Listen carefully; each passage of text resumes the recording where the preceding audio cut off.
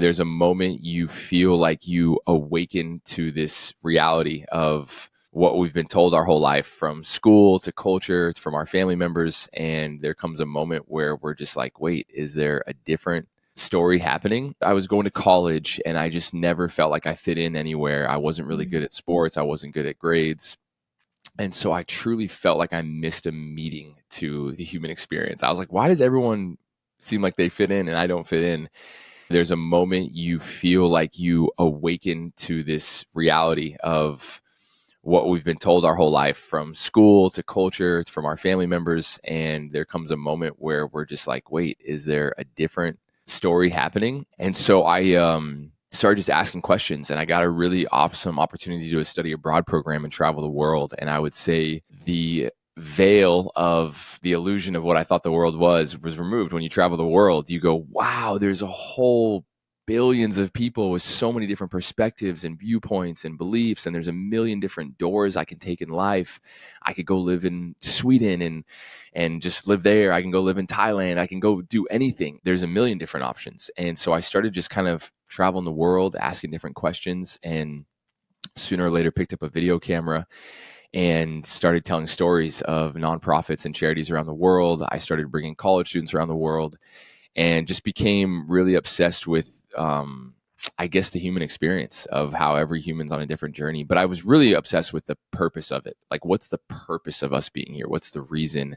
And so, yeah, it's been a long journey, 16 years, just trying to figure out how to really enjoy the human experience. But most importantly, like, give back and support people on the journey. That's so incredible. And travel is, I think, the number one way to gain perspective and to just zoom out and recognize that there's so much that this world has to offer, but also just endless things to learn and endless directions to take our lives. And when we grow up in this bubble, and when we grow up going along with, okay, we go to high school and then we go to college and then we get the job, it's easy to just think that's all that there is and that we have to settle for that. But I love that with your misalignment, you said, no, I'm going to go do something different, and I'm going to go gain this experience to ask the deeper questions and the real question of, like, what is my purpose and what is all of our purpose for being here, which I know is like an endless journey. I think that's so cool. So you started out doing that so young. Did you experience self-doubt and insecurity, and how did you push through those barriers of, am I doing the right thing? Like, what are people going to think if I just like go off and travel and kind of break against the mold? How did you navigate doing that so young and those points of resistance you might have felt? Yeah, that's something we for sure are all going through. We have this desire to fit in and belong. We have this desire to make our parents proud. We have this desire to, stay in a line. And so it's hard. There's many versions of ourselves that has to die, but in order us to live who we truly are, which we have to die to the expectations of maybe our parents, or even the goal of maybe making our parents proud. And then we have to die to society and culture. And so it's many different iterations of, just, I guess you could say, death, of like, if we want life, we got to go through this death. And so the death of doubt, the death of fear, the death of insecurities or lack, or what do I know, or who am I to do anything? And so, yeah, it's just many iterations. The moment you do something you're afraid to do, whether it's post a video online or do a podcast or travel the world or whatever it is, the moment you do what you're afraid of, you realize fear is just an illusion. And you're like, oh my God, I thought if I quit college and traveled the world, my parents would disown me. Or I thought if I didn't get a college degree, I thought I would never be accepted. If I didn't, you can, whatever it is, the thing you're afraid to do most is the number one thing you have to do. That's the next step you have to take in life. There's something that you're afraid to do. And once you do it, you go, oh man, fear is this illusion. And then you approach all of life with curiosity and wonder and imagination of like, wow, if I survived that fear, imagine all the other things I'm afraid to do, whether it's shaving my head bald or whatever it is. You can literally think of a million different things. You just go, oh, this life is a video game. I could really do with it what I want if I am fearless. And so 100%. Yeah. And that's how we build resiliency, right? Like pushing through one fear and then another fear. I think it just opens up a million opportunities when you realize that you don't have to be bottled in by your fear. You don't have to be limited or controlled by that. And Yeah. I think it is easy to feel so limited by our fears because habitually for all of our lives, we've allowed it to control us, especially when we're young and battling those insecurities of what do other people think of me? So of course, we're going to have immense fear if, if someone wants to post on social media. The initial fear and the thing holding them back is people are going to judge me. People are going to reject me if I'm authentic and vulnerable. What's your motivation and advice for someone who maybe wants to do something like that, or maybe wants to put themselves out there in some way that might feel difficult and vulnerable to just start and to push through that fear? Oh wow. You either start now or you start later. And the sooner you start, the steeper the hill might feel. Like you just turned 27, right? Yeah. And so you started your, I guess you can call it your awakening process or your healing process. You can call it whatever you want, but you started a little bit younger than most people. And so it feels a little bit more isolating and lonely because you're like, man, where are all the other 26-year-olds, 25-year-olds, 27-year-olds that care about purpose and passion and living, entrepreneurship? And so you're looking around, you're like, dang, there's no one over my age. Like there's other people doing it, but they're usually a little bit older. And so just realizing that most people don't start that journey of awakening until they're older because they've just kind of numbed themselves or went through the motions of life for a long time. And so yeah, just taking that leap of faith, as seeking mentorship is, I would say, crucial. Seeking community, so finding a like-hearted group of people, seeking a mentor or maybe a coach. It's hard. You can't push anyone off the cliff. As much as we want people to just like take that leap of faith, they have to be ready for it. But I guess the greatest piece of advice is just it's all waiting on you. Like all of it, like all of your dreams that you have, all the friends that you want, the love that you want, the money that you want, you need to do 50% and then everything else meets you halfway. As long as you come halfway, then like we'll all wait for you, to jump that leap of faith. But yeah, it's hard. Yeah. Oh, it's so hard. And there's a couple things that you said I really want to touch on.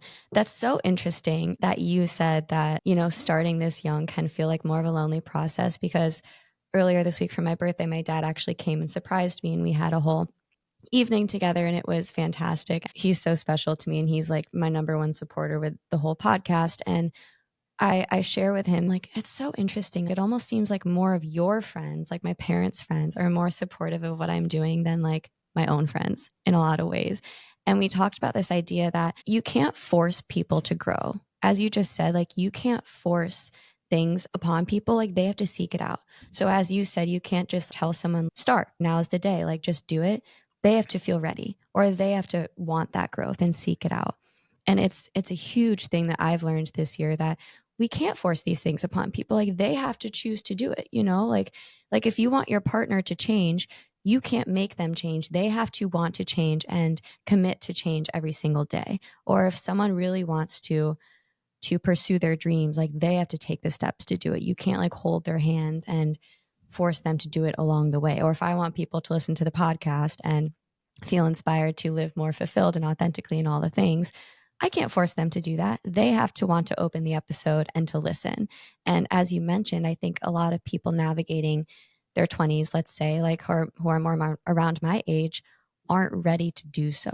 And so that's a huge lesson that I've learned. And it's honestly taken the pressure off of me being like, well, why aren't like my friends listening? Where are all the young supporters? And I'm realizing like it is more of a niche community of young people who are ready to kind of like dive deeper into these topics. Well, I think something you touched on is there is a difference between friends and community.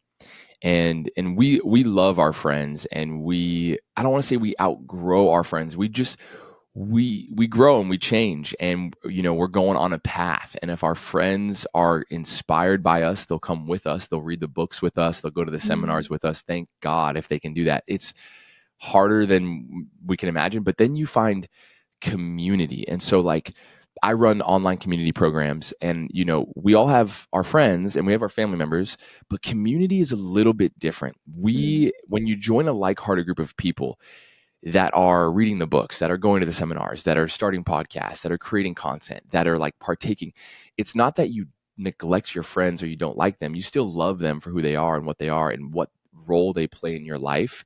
But community is different because yeah, it's hard to, talk to one of your friends at dinner and be like, God, I just uploaded this podcast. It went really viral, got tons of views and tons of listens. I got more subscribers. Your friends are like, okay, cool. Let's talk about Bachelor. You know what I'm saying? Yeah. And it's not a bad thing. It's just we have to realize that community is different. And just to put ourselves in those kind of environments is so important. And yeah. Absolutely. And I think it is important to have both, right? Like the friends who will always be close friends of ours and the people that we can just talk about lighthearted things with and just enjoy their company.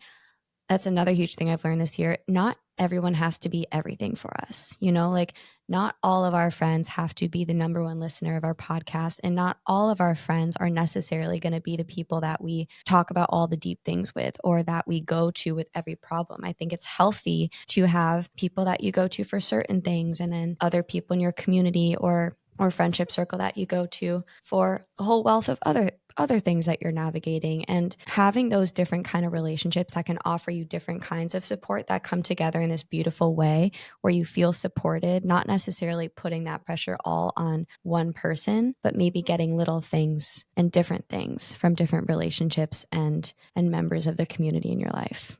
Exactly. Yeah, it's so important. And that's why the only thing we have control over is ourselves. So as long as we're doing the work and reading the books and Mm. meditating and going to yoga and like if we're working on ourselves, then regardless if seasons of friends come and go and community comes and go and mentors come and go, we can always rely that we aren't giving our power away to certain people, even romantic relationships, right? Like dating can be hard sometimes because we get so heavily invested because we're not really working on our foundation that when that person breaks up with us, our entire world collapses because our foundation wasn't too firm.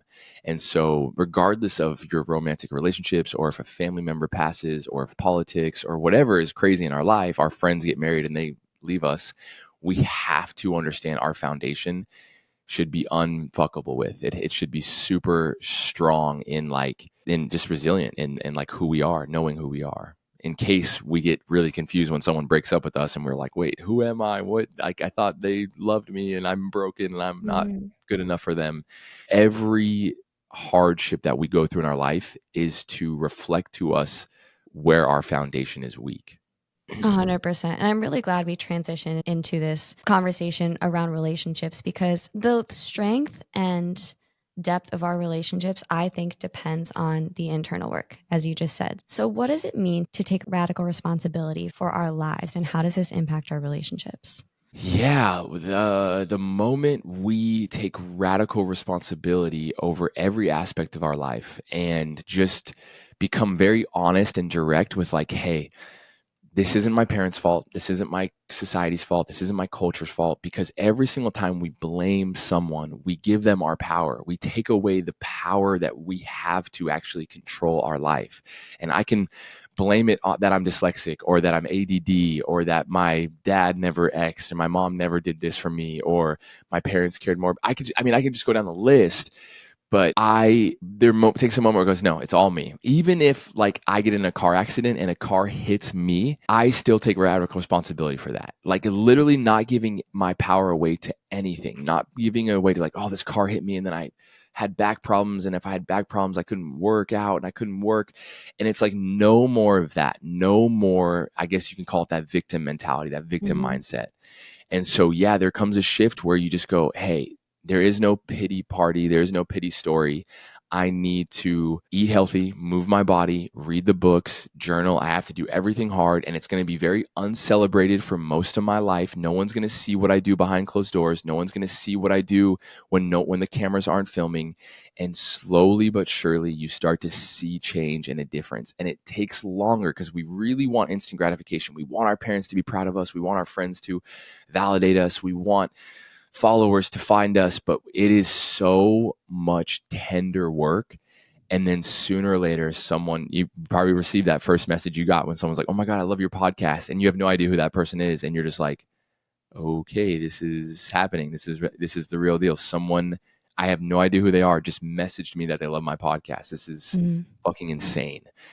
And then that one moment you taste that experience, you go, oh, I want to do this the rest of my life. I want to create, I want to share, I want to like find people that are also on the same journey as me.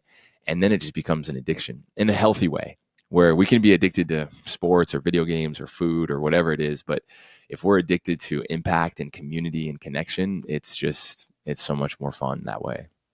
Absolutely. Because as you said, even if the people closest to you in life or the people that, are from your past or maybe your family and close friends, if they don't see your vision, they don't necessarily have to be the people that you're doing it for, right? You're doing it for, as you said, the wider community, for people that you might not even know, who might stumble upon the content or the work that you're doing and find it, and it might start to transform their lives. And it doesn't necessarily have to be accepted or resonate necessarily on that deeper level with the people that are already existing in your life, but it can go beyond that.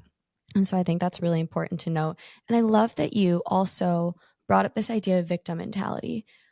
I think the truth about victim mentality is it never serves us, right? Like, what is it doing and how is it benefiting us to say, I wish that didn't happen to me? Or, oh, like, I could never do that because XYZ. It's really only just holding us back and ingraining these limiting beliefs and preventing us from really going forward with something because we're playing that narrative that we can't, or that because of our circumstance, we're worse off. And so I think that's just a mindset that, of course, it's easy to turn to just stay comfortable where you are. But I think anytime that I've personally turned to victim mentality, it's really just kind of pulled me back down into those limiting beliefs. And so I think taking radical responsibility means stepping away from that victim mentality, right? Taking initiative and responsibility to continue to put in the work every day, even when it feels hard and uncomfortable, as you said. Yeah. Yeah. That's it. That's exactly it. So, what does it mean when we want to change people in our lives? What does that really mean in terms of internally what we're feeling and experiencing? Yeah, something I really talk about a lot is the more we want to change others is a reflection that we are avoiding change within ourselves. We project, oh man, I wish my mom did this, my dad did this, my sister did this, my boyfriend did this. When in reality, that is just a projection because there is an avoidance that we are having within ourselves. The only person we should ever be worried about is ourselves. What can we change with ourselves? And the one thing that I've learned more than anything through the healing trauma, through spirituality, is all of it is the only thing we need to change about someone is the way we see them. The only thing that's ever changed anyone in the history of time is love. And if we cannot see this person clear, then we will, because basically the way I look at it is we have a lens on how we see everyone. We have a lens on how we see our mom, our dad, our siblings, and men and society. And until we clear that lens out and start to look at people differently, then we can't really meet them where they're at. We can't even meet ourselves where we're at.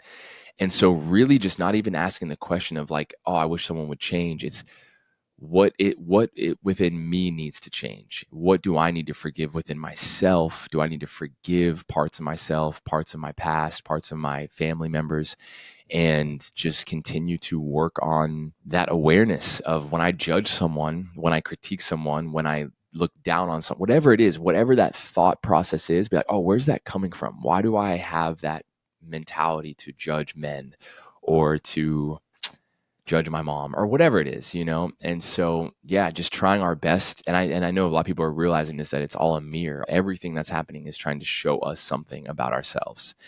And yeah, just continuing to do the work of just what is it within me that has blockages for other people. Yeah, absolutely. When we judge people, it's really a projection of our own insecurities. So there is that aspect that, okay, it's a projection of something that we're feeling internally.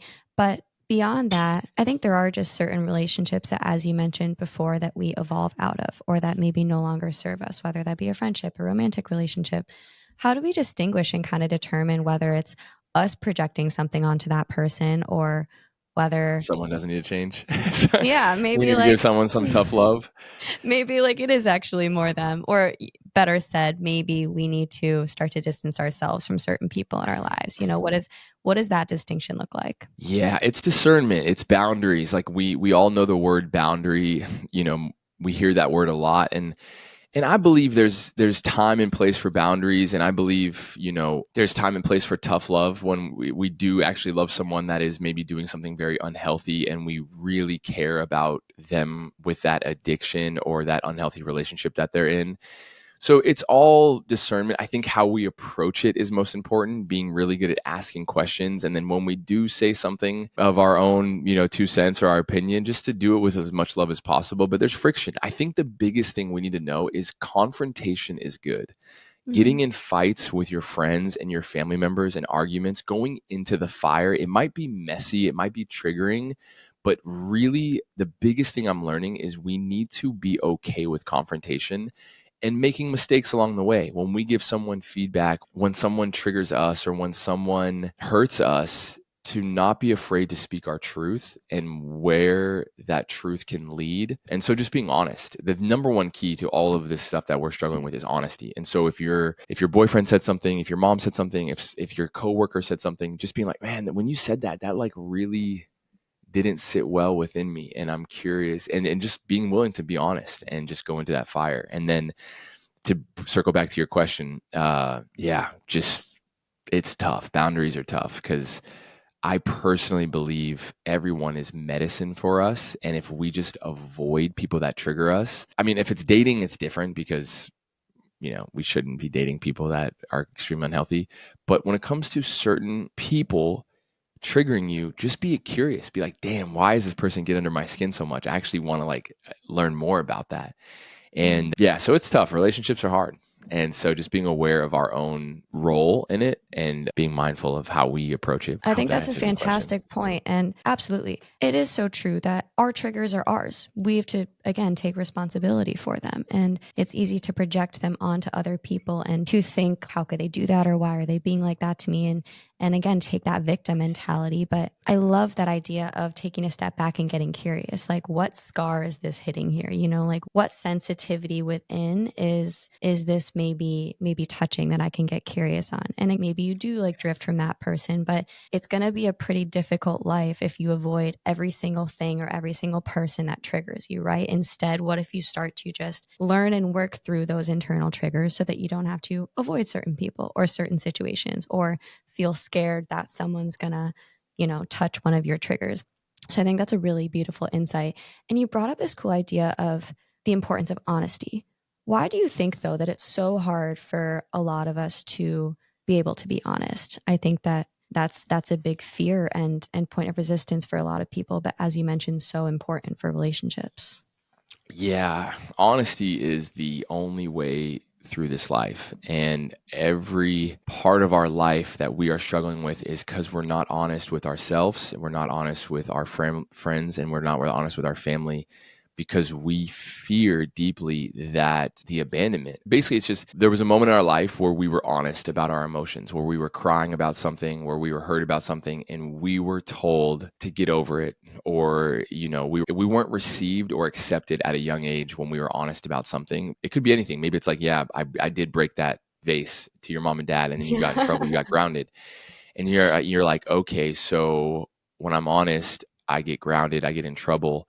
And so we start to look at honesty as just this bad thing to do, and so we start to learn what a lie is, and we're just, or yeah, I guess you could call it a lie. It could be called passiveness, but it's just we're afraid of what honesty could lead to. Yeah, I think we just want to be liked, right? We want to be accepted and we want to be liked. And the truth is that the truth can hurt sometimes. It's like Yeah. whether you're being honest about breaking that vase to your parents, like you're going to get scolded, or whether you're being honest to a friend about something uncomfortable that you're feeling, or having that really honest and vulnerable conversation with a partner. It's often taken in a difficult way, especially for the other person, and might result in certain relationships ending. But I think if we aren't honest, it's just going to build up this resentment, right, for the people in our lives, because maybe we're just going to bottle that up and then internally project more onto them without even realizing it. And I think that's going to taint our relationships more than we realize. Oh yeah, it'll suffocate us. It'll suffocate us that we're not honest with ourselves, whether it's an addiction that we have or an unhealthy habit. It'll suffocate us in our relationships that we love most with our friends and family, and sooner or later, it'll drown us in resentment. and Yeah. bitterness and anger. And so whatever honest conversation that you need to have, in your life right now today with your parents, your siblings, your friends, your lover, just to go into the fire sooner than possible and just be okay with the fire of discomfort, whatever that might be. And you'll realize at the end, if you can ground it in love, you will always realize the anger that you have for someone is below that is sadness, and below that sadness is love. And so it's always rooted in love. It's always rooted in, like, I'm really angry at this person because I'm really sad about how they treated me, and then I'm really sad how they treated me because I love them so much. And so if you can really peel back those layers and do that, go into the fire with that person with such vulnerability and authenticity of truth, then you could be mad at each other, you could be arguing with each other, but then if you're really vulnerable and you're really really really fucking honest, you'll both start crying, and you'll both start actually being like, oh man, that's why you avoided me. It's just all comes down to like love, and it's tears. It's crazy. Yeah, it's interesting. All the emotions are connected in one way or another, like maybe you're so angry because you love that person so much. So what if you channel that love instead of that anger? And it comes back to this idea of fear too. Like maybe you're fearful to be honest and have this honest conversation. Maybe it's something that's been held over your head for a while and you've been avoiding it for months, whether it be a friendship, romantic partner, whomever. But like we said in the beginning of the episode, the sooner you lean into that fear, the better your life's going to get. It opens your mind to the fact that that fear is just an illusion. Why are you so fearful to have that honest conversation? It doesn't necessarily have to be posting videos on social media or going on that trip. That brave thing can be having an honest conversation. So if that's what you're fearful of, let's come back to your reminder that that fear is an illusion. Like, why are we fearful of that? And then once you have that conversation and you feel this like weight lifted, let's say, which a lot of us do after having a vulnerable and a real conversation, it opens your perspective to the fact that whatever you are fearful of is what you should just go ahead and do, because you know that your true path and maybe freedom's on the other side of pushing through that fear. Exactly. Yeah. Amen. I have one more kind of question that I want to touch on. So, you talk about this idea that the ego can get in the way of our growth. What do you mean by that, and how so? The ego is a beautiful thing that I think God gave us to help us survive. It protects us from touching a fire or doing something that's going to hurt us. And it got to a point where it also has created us as a character. So it separates us. And so the ego is all about separation. I am me, you are you, and we are separate. And I have built this character of who I am, this facade.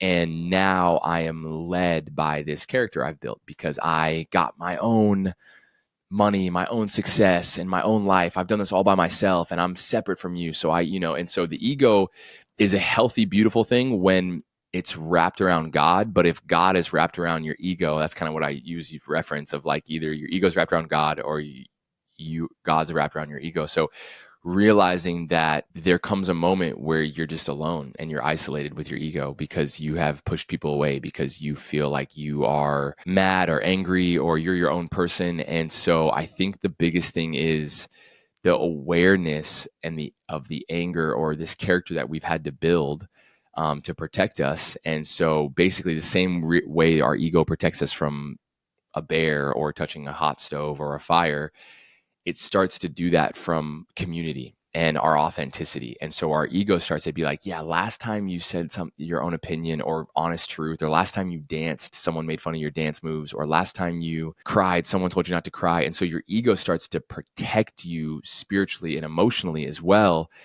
but it also just ends up numbing you and isolating you. And so the moment you start to dissolve this character that's protected you, you are met with your authenticity, and your authenticity is the only frequency and truth of who you are, the truth of how you think and how you feel. So your heart is here and your mind is here. And usually our heart and our magnetism, our energy, that's the reason we still attract the same guys when we date certain guys or women, is because energy cannot lie. So our magnetism is our heart, and our electrotism, our electrons, is our mind. And usually they're super out of alignment. The ego that we're portraying ourselves to be and who we truly are really far apart. Slowly but surely we come back into alignment with our mind and our heart, our feelings and our emotions, our soul and our body. And this is the goal, is to find pure alignment in our integrity. And if we're ever out of integrity, it's because we're out of alignment. And that's because our mind and our heart are trying to tell us different things. Our energy and our thoughts are out of alignment. And so coming back to alignment and to be authentic of go, this is who I truly am and this is who I want to become is most important. And I think that's always coming back to love in a big way, right? And Yeah. that's what our heart truly wants. And I think the ego can kind of try to bury that down as a protection mechanism. But I think we also can feel that misalignment. I think that might be a big reason why a lot of us feel misaligned, is maybe we're leaning too much into the ego and need to tune back into that authenticity, which I'm sure we can have a whole nother conversation on.